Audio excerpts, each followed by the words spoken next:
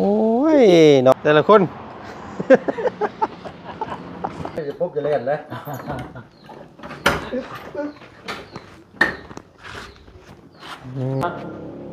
เดี๋ยวมีแต่ฝากต่อซุมเจ้าได้นี่ผมลืมแรกนิดหน่อยมาขนาดเนาะไปรับบ่อยเนี่ยใช่คือว่าเอาไปรับบอกไปกระดับโอ้ตายครับปลามันโมเน่านะบ่หันยังมีปลาตัวนึงได้หันอยู่หันยังเย็นอยู่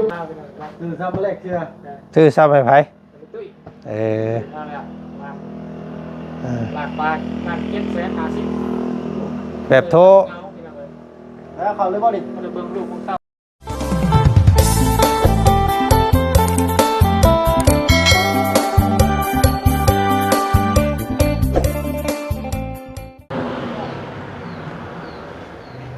โอ้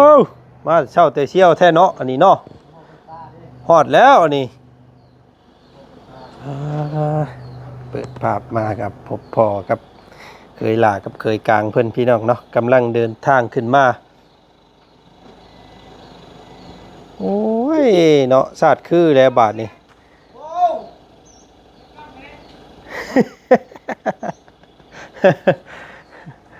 โอ้ยนึกว่าอันนั้นนึกว่า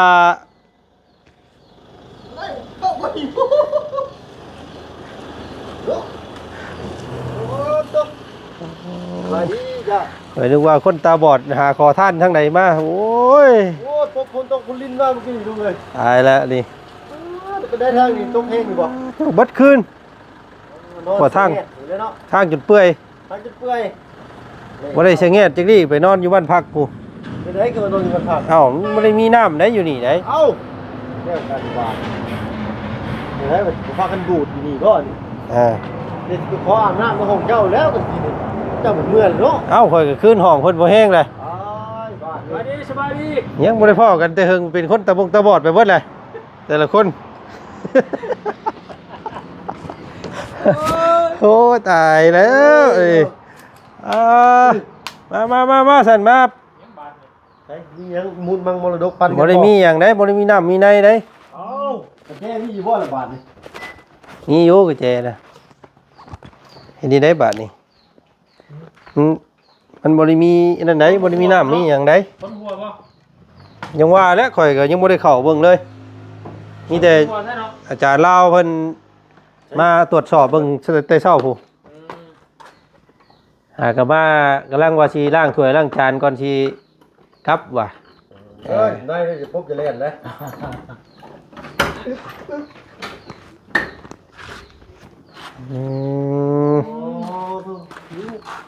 เบิ่งโยเข้าเบิ่งโย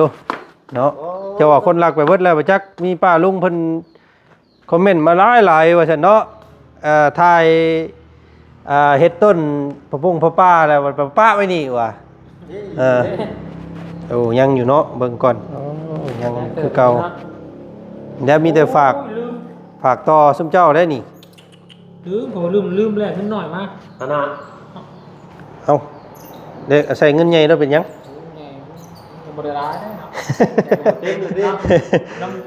ะไปได้น้ำเอื้อยเพิ่นน้ำแถวน้ำบ้านดงบ้านดิง200,000นี่มันเต็มนะใบเช้าใบหาข่อยก็แล้วข่อยก็มูน้ำแล้วข่อยก็ทำบุญน้ำแล้วเมื่อวานนี่เราได้ประธานป้องเพิ่นก็500,000ปลาย500,000บ่บุญมันปลาก็100,000แล้วก็ประธานป้องก็100,000แล้วก็พอใจดีทางประธานเพิ่นก็500,000เนาะแล้วก็มันสิเป็นฮอดล้านแล้วแหละปานตามเบิ่งเนาะอาจารย์ก็100,000ไปนอนกับเผาเด้อบ่มีเงินซื้อวงมากอ่ะยืมก่อนยืมนี่นะแม่นน่ะเอาเนาะโอ้ยบอกไปเรื่อยๆเลยเนาะว่าสิได้พูดบ่ได้ซะแล้วนี่เนาะท่านป้องเพิ่นก็ลาเมื่อแหละเนาะอัดตัวมอมอยู่นี่เนาะอันนี้ของท่านป้องแหละของประธานอันนี้ของค่อยอันนี้เสียบตอนแล้วสำแรงเนาะเสียบนี่บ่ได้นอนดอกค่อยได้นอนอันนี้นะบ่นอนบ่มีไผนอนดอกมันนอนบ่ได้น้ำบ่มีน้ำสิล้างก้นล้างกอยบ่ได้มีได้น้ำบ่มา เอ้าโอ้ยตู้เย็นเลยบ่นี่ เอาได้ได้ โอ้คือแบบนี้เนาะ ไปกระดับบ่อยนะ ไป ใช่คือว่าเอาไปดับบ่ไปกระดับ ไปแล้ว โอ้ตายครับ นอนได้อยู่ประเทศ ปลามันบ่เน่าแล้วบ่หัน นั่นยังมีความเย็นอยู่ ยังมีปลาตัวหนึงได้หันอยู่หัน ปิดไว้ยังเย็นอยู่ไอ้เย็น หากระดับนี่นะสันนี่เห็นบ่เบิ่งอยู่หันมันมีหม่องถอดจักโอ้ไผดับไปดีนี่ไผดับเนาะไผกระดับน้ำกับบ่ได้ไฟกับบ่มาเดียวกันบาดนี้นี่เงียบอิ่มซิมเนาะเรียบร้อยโอ้ตายคักบาดนี่พี่น้องเอ้ยเนาะอันนี้ก็มามีของเบายุงเบายาวเพิ่นนี่เนาะข้าวน้ำซ้ำปลาโอ้ยะน้ำในใส่มาก่อนยังว่ากัน โอ้โหป่วยเป็นกระโดด อืม ทุกข้าเพื่อนเลยนี่ อืมเดี๋ยวค่อยสิอันนี้ล้างถ้วยไว้ก่อน น้ำป่วยบ่ โยมัน น้ำบ่มี น้ำนี่แหล้วเอาน้ำนี่แหล้ว เอ้า ว่าถ้วยลายมืออะไรมันยังมันเน่าได้ ว่าแล้วมันจึงก็เลยทุกคนจะล่าง เจ้าสิล้างบ่โอเคเอาน้ำนี่เอาน้ำนี่ไปย่อไปถอกแต่ก็ล้างเพราะมันอันนั้นบ่ น้ำกิน ฮะน้ำกินกับยามันแล้วเนาะเขาอันเบาบุญเพิ่นยังเต็กแล้วอาบ ว่าโด คนละตุกล้นละตุกมื้อน่ะกับประธานป้องน้ำกินไปอาบ เอามันหมูมีเนาะขมังวะเห็นได้ค่ะ เป็นผ้าเลยนะ น้ำสะอาดแล้วมีเนาะ นี่น้ำเพิ่นมาส่งอันนี้ โอ้ทีมงานไปดูเงียบหายไปหลายคืนเนาะ มีแต่หาเศร้าห้องรถ2คนเจ้าเนาะบ่ได้ดอกแถวนี้พี่น้องกันมีน้ำอาบ หลายน้ำ ป่ ห่ ว วย ย น้องไม่ได้นี่ดู ทหารน้ำห่วย น้ำป่วยแล้วมัน น้ำห้วยก็บ่ได้บาดนี้ฝนตกแดงกี้ชีกอยู่ เนาะ คือวงหนึงนี่ใครอยู่ดอก ให้สบายเนาะถึงมาถึงมือแล้วครับ มาบ่ถึงมือได้เจ้าใช้อันไอ้ตั้งแล้วคนมาแล้วเว้ย เบิ้ง นี่ช้างมาฝากมาต้อนสมทบกับหมู่พวก เนี่ยที่ได้ชื่อคือจำนวน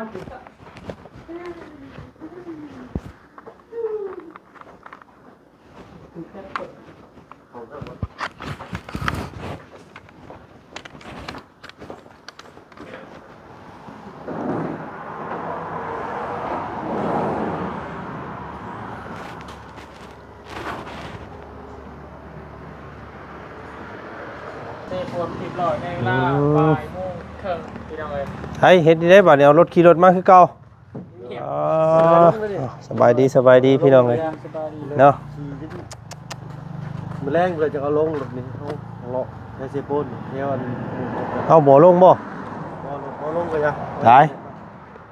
คือรถข่อยคือขี่รถข่อยนี่ข่อยหาลงได้ข่อยนักชักอันนี้ ส่งฮอดสิโพนยังบ่อยากลง ฮอดที่โพนยังบ่ลงอยู่เนาะพูดดอกไอ้ที่ทรมานรถเรายังอันนี้เนาะตาย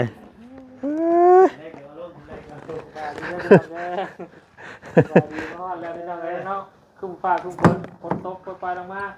ยังแต่ขอไปสำรวจเบิ่งข้างในอยู่พี่น้องขอไปทียังบ่คักบ่แน่หัวไปจัก บ่มี มีบ่ ตรวจเบิ่งอยู่ครับพยายามเบิ่งอยู่บ่เห็นจังได๋มันผลบ่แห้งปานใดบ่หากตกมันคืนได้คืนนี่ บ่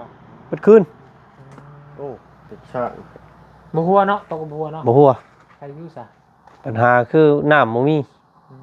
ฮะน้ำบ่มา น้ำบ่มา2-3มื้อแหละ เล่เข้าห้องบัตร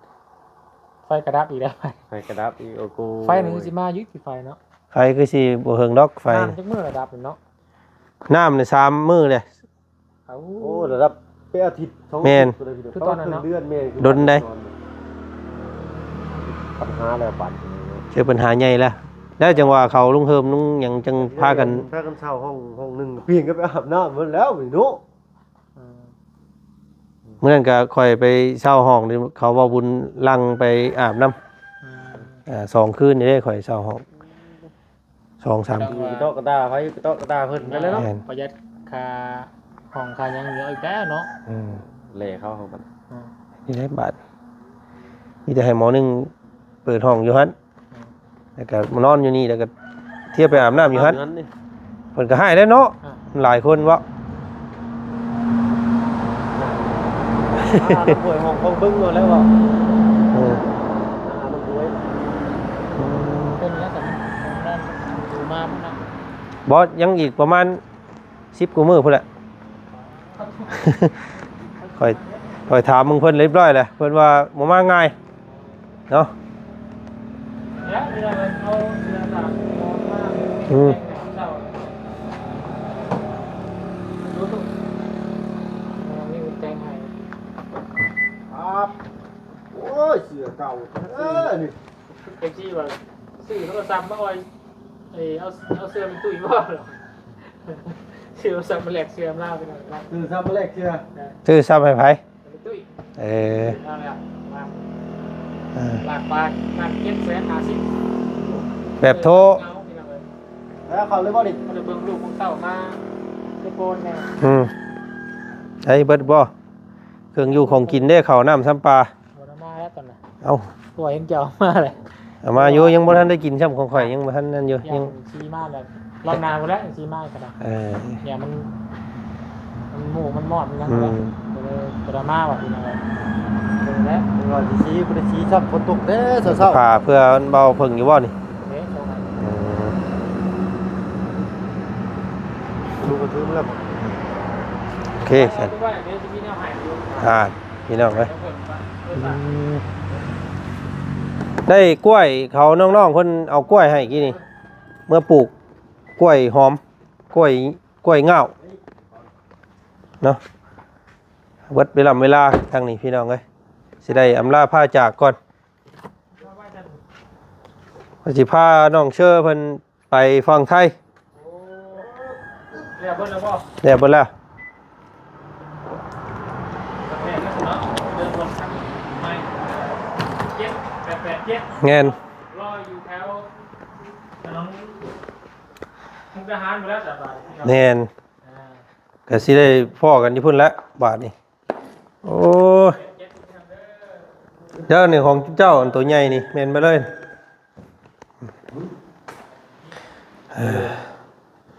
เบิ่งยามมึงก่อนพี่น้องไงน้องบ่ได้นอน2 คืนนี่เด้นี่โอ้ย ทั้งเงียบทั้งมืดทั้งแห่ง ดูนี่เลยพี่น้องเลย ข่อยตัวนี้อัดไว้ยันมิงวัดมิงมีวินเขา พี่น้องเลยนอกมันลื่นแรกขึ้นหน่อยมากขึ้นหน่อยแล้วไม้มาเสียบใช้มันเต็ม ปลาเลย เห็นเหี่ยวเลยพี่น้องโอ้ยเขาเพิ่มจะได้เดือนอะไรมากิน จะทำร้านทองแดง ครับเราเชิงเช ติดหนี้ลุงยันล้านหนึงยังบ่ได้ใช้พี่น้อยเนาะติดหนี้ไว้อีกก่อน นี่ช่องว่างไง นะ ช่องว่าง ใช้สว่าง นี่ บ่หมุนตัวนี้ก่อนบ่ ยืมก่อนเลย โอ้ย ยืมป้า โอ้ยครับว่าเด้อครับว่าเพิ่นเลย ฟุตบอลนี่รับของไอ้ ของวัดบ่าบ่ วัดนี่ บ่ได้รับยืม เป็นเป็ด เป็ดได้หมด ยืม ปากซ้ำหูเข็ม ปากจะมุก สิกินหยังก็บ่ได้ สมมุติว่ายืมก็สิบ่เป็นหยังติ บ่ได้ บ่ได้แล้วยืม เฮาบ่ได้รับขอเพิ่นเอิ้นในบ้านขอโอ้ยยืมก่อนเด้อนะ อืม ส่งทักส่งนี้อ้าวโน้เฮ้ยจ้ะ เออ จะเป็นได้บ่บ่เพิ่นเอาไปถวายวัดมื้อได้จ้ะคุณป้ามามื้อได้จ้ะ สแปด จำถ้าแปดนี่บ่ วันที่หนึ่งหรอวันที่หนึ่ง โอ้ที วันที่1บ่ฮดอันน่ะฮดสงเพิ่นน่ะ อภิเษกอภิเษก คืนนี่เบาเสียใหม่ อภิเษกสงฆ์ กองกันมากเลย อภิเษกสงฆ์มื้ออื่นนี่ถวายของเพลวันพิเศษสงฆ์นั่นแม่นวันที่1เนาะก็ เลยเป็นเดือน2เดือนผมก็สิยืมอยู่หน่อยแล้วใกล้ๆหาบ่ทันแล้ว อืม ก็ชิวๆได้เนาะ มีแต่นั่นอีกเนาะเปล่าประกาศป้าลุงอีกเถื่อมี โดย เพิ่นอยากร่วมทำบุญนำให้มันเต็มเฮ็ดประชุอยู่ นี่ก่อนนี่ ต้นพระป่า ต้นพระป่าต้นพระป่าทีมงาน เนาะ ต้นพระป่านี่คือแบบนี้แต่ว่าพระป่านี่คือกองใหญ่เลยบ่ แม่นอันนี้ต้นพระป่าเนาะ โอ้ ต้น ปีนี้เพิ่นสิมาใช้อีกเนาะพระป่าวัดนี้เนาะ จังหว่าเด้อ อันนี้มีแต่ทางเบาเสียงไปถวายกองนะ อืม แต่การทั้งเฮาก็จะเลยเช็ดต้นกันมานี่ แม่นเป็นต้นเงินต้นคำ เพื่อ เนาะ หมู่ครูหรือว่าคือความที่เราจะรวมทำบุญนำ แม่น วัดพี่น้อง ถวายเขาวัดหาได้เขาวัดสร้างโบสถ์สร้างอันนั้นพี่น้องก็สร้างโปรเจกต์ เจ็ด เนาะซิมเนาะสร้างโบสถ์สร้าง สุขศาลาประเดียนศาลาประเดียน ไงแล้วอยู่วัด โค้งเราลูกมันต้องขึ้นมาแล้วมาเลยมาเห็นเลยทานอยู่นะผม น่าสิสำเร็จแล้วตัวหงเทพื้นก็เรียบร้อยแล้วได้ไปถ่ายให้อันพี่น้องเพิ่นเบิ่งแน่เนาะแล้วแห่ต้นแห่กองออกไปก่อนพี่น้องเลยทางดีน้องเบิ่งกันน้องว่าจะพาไปทายเป็นล้าได้พี่น้องเลยจังหวัดบ้างกันเลยเนาะมีแต่จะไปหาเรียนเงินมากก่อนกัน เอาไว้อันมงใดมงหนึงก่อนก็ได้เอาไว้พี่ก็ได้พี่จุดมันเก่าเพิ่นพี่นั่นแหละพวกนี้ก็ได้จัดแจงมุงรับมุงนอนไว้นั่นก็คือสินอนบ่ได้คือเก่าแหละข่อยเบิ่งนี่เนาะมันนั่นมีน้ำเลยน้ำบ่มาน้ำท่อน้ำแตกว่าซั่นต้องหลายเดือนเติบอยู่เบิ่งคักแล้วเอาอันนี้ก็สิบ่ได้เอาเมื่อน้ำอันนี้ผู้ใดอยากอาบน้ำอาบในก็เอาปลาไว้นะอยู่ข้างมาเพิ่งเลยน้ำก็ซื้อมาให้ได้นี่นะคนตุกอาบว่าบุญมันปลาครับประธานป้องมื้อน่ะเพิ่นเฮ็ดคนตุกข่อยบ่ทั่วแล้วข่อยว่าข่อยอาบน้ำลายได้พี่น้องเลย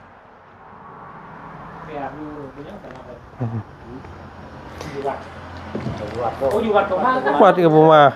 จะได้เพิ่นมีใดไปจักมีน้ำใดไปจัก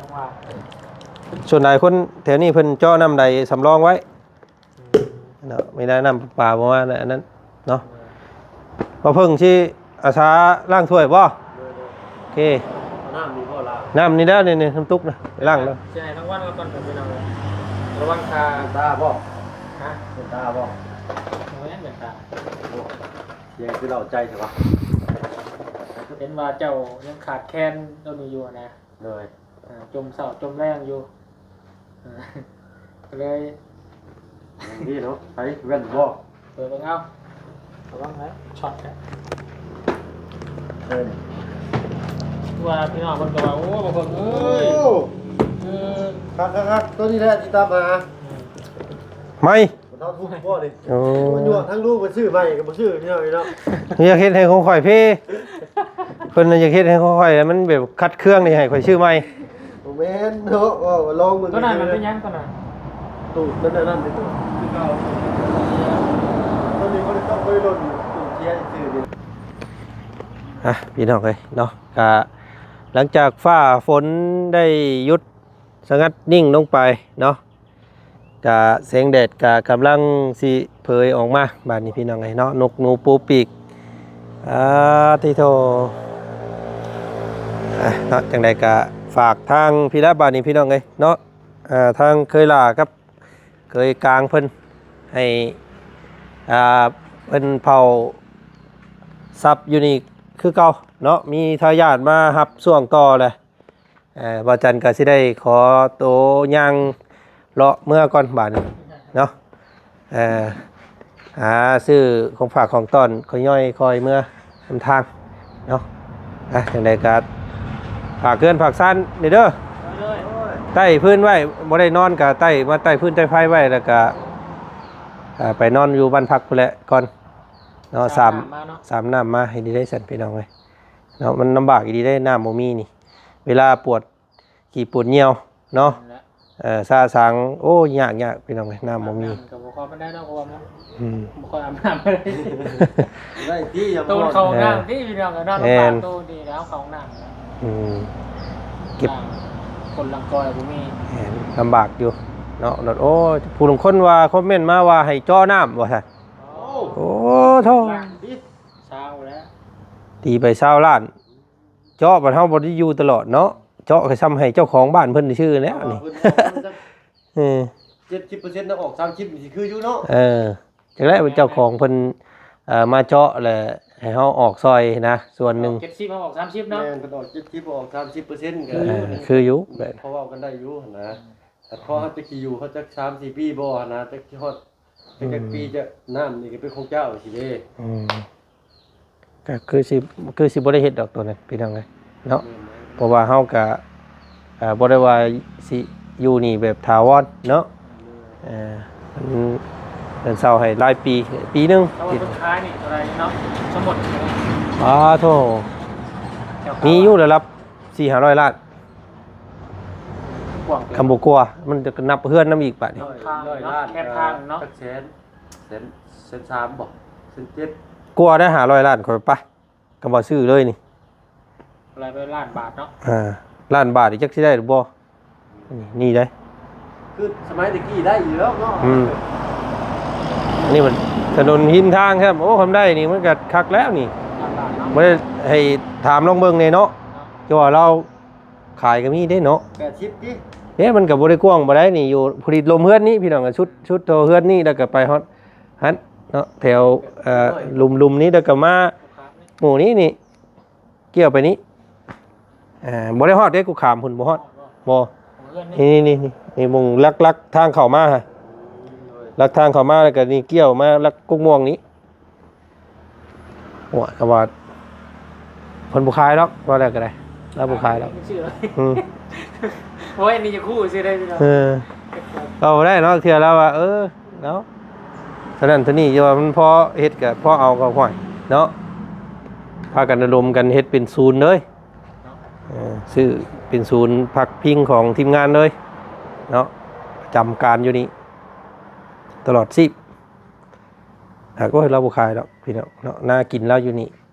ขายนี่เรากับบ่มีน่ากินแล้วนี่ว่าเอาอาศัยให้ครูให้คนมาเซามานั่นพอได้นั่นหมุนเวียนไปซะเนาะถ้ากันเดินทางก็เด้อซะเด้อโอเคไปพี่น้องไงเนาะโอเคโดยเอาผักเคลื่อนผักซ่านผักอันนี้แล้วพี่น้องเนาะบุญเวียนอยู่นี่มือ2 มือกับกลับมือคือกันเจ้ากันเนาะ วันที่3 พอดีแล้ววันที่2ที่3ค่อยขึ้นมาเจ้าเมื่อเนาะผัดเปลี่ยนกัน เปลี่ยนกัน อยู่ถ่ายรูปนี่แล้วตอนนั้น ดูแล้วเจ้านั่นเนาะ เดี๋ยวมันเอารถมาเองอยู่พี่น้อง เตรียมกระเป๋าเสื้อผ้ามาส่งเขา เอาเนาะโอเคพี่น้องเนาะกะทั้งเอา2เคยเพิ่นขึ้นมาฮอดแล้วก็สิพากันแยกย้ายหาเฮ็ดเวียกเฮ็ดงานก่อนบัดนี้ทางวัดจันทร์ก็สิเดินทางต่อก่อนออกไปกันพบกันใหม่คลิปหน้าเนาะคลิปนี้ขอลำลาก่อนเด้อพี่น้องทุกคนไป